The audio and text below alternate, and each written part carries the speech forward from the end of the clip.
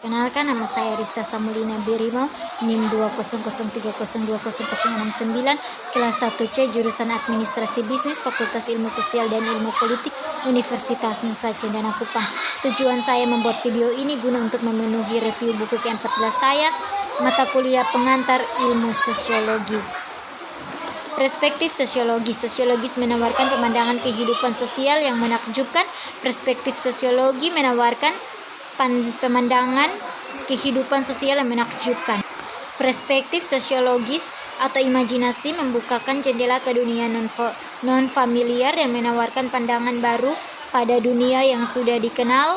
Dalam teks ini, Nazi di Jerman dan perjuangan di Amerika Selatan mengungkapkan kalau sosiologi itu luas. Dalam perjalanan akan membawa Anda ke sebuah sekelompok yang tinggal di tempat pembuangan sampah kota. Anda juga akan menemukan diri Anda melihat dunia dalam cahaya yang berbeda. Saat Anda memandang dunia lain atau dunia Anda sendiri, perspektif sosiologi memungkinkan Anda memperoleh persepsi baru tentang kehidupan sosial. Faktanya inilah yang menurutnya banyak orang menarik tentang sosiologi. Melihat konteks sosial yang lebih luas, perspektif sosiologi menekankan pada konteks sosial di mana masyarakat hidup. Ini menguji bagaimana konteks ini mempengaruhi kehidupan orang.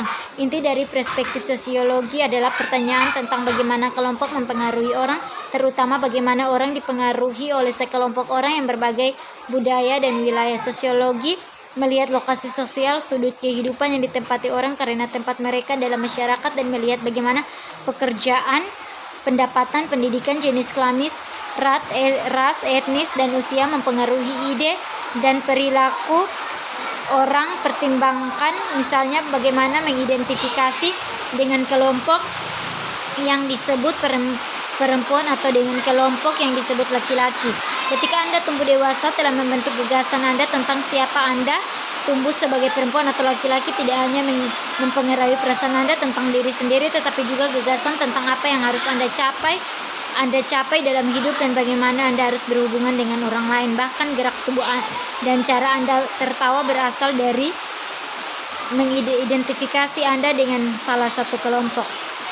Sosiologi C. Wright Wells pada tahun 1959 mengatakannya bahwa imajinasi sosiologi perspektif memungkinkan kita untuk memahami hubungan antara sejarah dan biografi dengan sejarahnya. Wells mengartikan bahwa mereka tidak melarikan diri. Yang kedua, pergolakan sosial dari revolusi politik Amerika dan Perancis. Revolusi menyapu tatanan sosial yang ada dan bersama mereka jawaban yang telah mereka berikan. Sebelum periode ini, tradisi telah berkuasa. Jawaban untuk pertanyaan mengapa adalah kami melakukan ini karena selalu dilakukan dengan cara ini. Tatanan sosial dan menentang tradisi jawabanmu. Yang ketiga, imperialisme.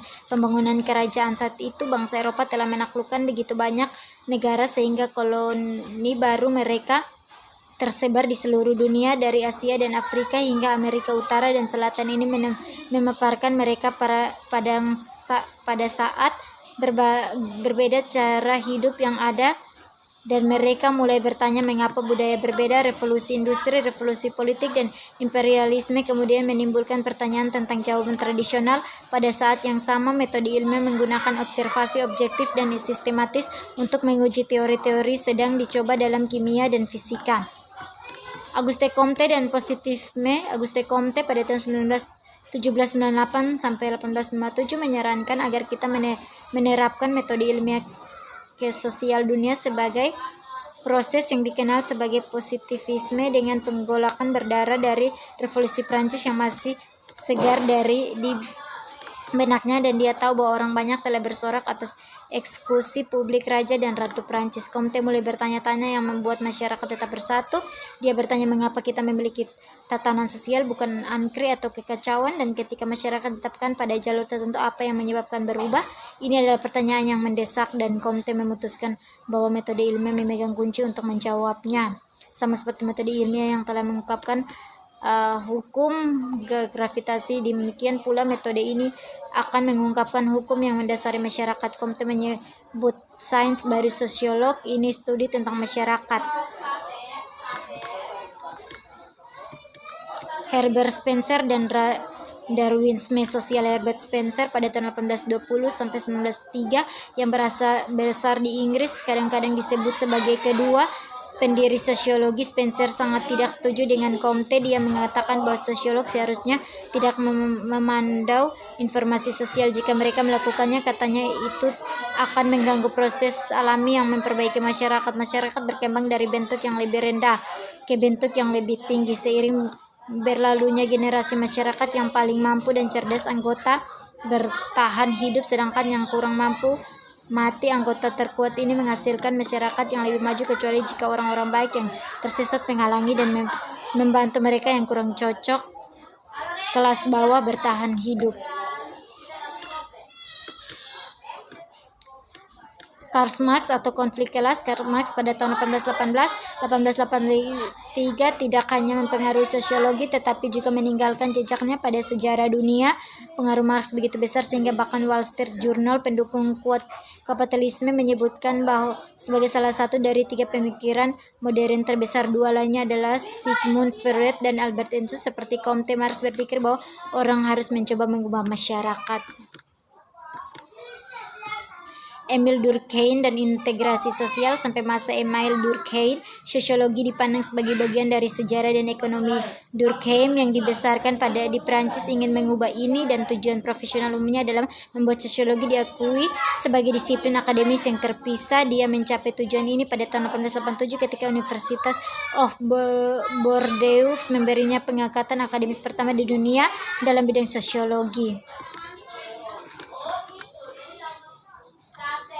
Tujuan kedua Durkheim adalah untuk menunjukkan bagaimana kekuatan sosial mempengaruhi perilaku orang.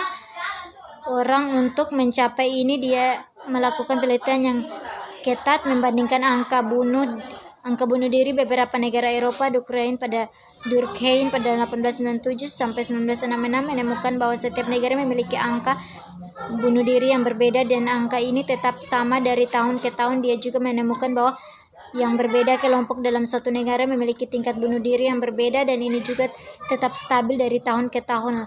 Laki-laki lebih mungkin bunuh diri daripada perempuan. Protestan lebih mungkin daripada Katolik atau Yahudi, dan yang belum menikah lebih mungkin daripada yang sudah menikah. Dari pengamatan ini, Durkheim menyimpulkan bahwa bunuh diri bukanlah seperti yang terlihat, hanya masalah individu di sini sana yang memutuskan untuk mengambil nyawa mereka karena alasan pribadi. Sebaliknya, faktor sosial mendasari bunuh diri. Itulah sebabnya angka kelompok tetap konstan dari tahun ke tahun dalam pencairannya. Untuk faktor-faktor sosial utama dalam bunuh diri, Durkheim mengidentifikasi integrasi sosial, sejauh mana orang terkait dengan kelompok sosial mereka. Dia menemukan bahwa orang yang memiliki ikatan sosial yang lebih lemah lebih mungkin untuk bunuh diri. Dikatakannya jelas mengapa Protestan laki-laki dan yang belum menikah memiliki tingkat bunuh diri yang lebih tinggi. Mungkin ini saja sedikit penjelasan dari saya. Sekian dan terima kasih.